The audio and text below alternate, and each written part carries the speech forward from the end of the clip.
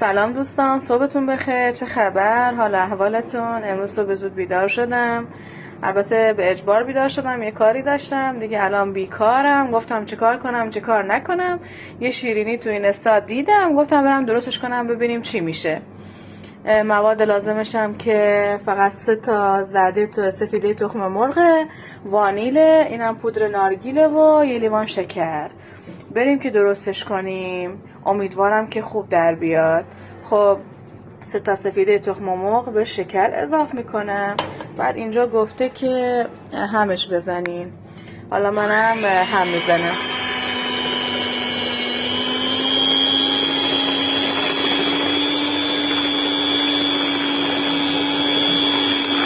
یکم سخته، هم فیلم میگیرم همش که میزنم سخته. جالا و بزرگی خودتون ببخشید. خب اونقدری به همش میزنیم که رنگش یکم عوض بشه.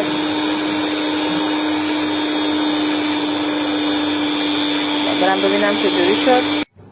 خب خوب شده غلظتش. این الان فقط سفیده تخم مرغ و شکر. خب وانیلو بهش اضافه میکنم و پودر نارگیل. خب من وانیلو بهش اضافه کردم، یه خورده همش زدم. چقدر زود رنگش عوض شد. خب الان موقعشه که پودر نارگیلم بهش اضافه کنم. اونقدری شلیش باید طوری باشه که بتونیم تو دست بگیریمش و گلوله گلولش کنیم. خب بچه ها به این غلظت که رسید دیگه کافیه. اونجور که دیدم دیگه باید اینجوری باشه فکر کنم. خب دستامو روغنی میکنم. بعد فرم که گذاشتم داغ بشه تو سینی فر، کفش رو روغنی میکنم و گلوله گلوله میکنم میذارمش داخل فر.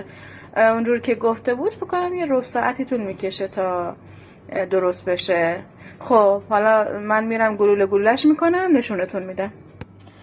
خب بچه ها گلوله گلولش کردم. الان میخوام بزنمش داخل فر. حرارتش هم بیارم پایین که نسوزه.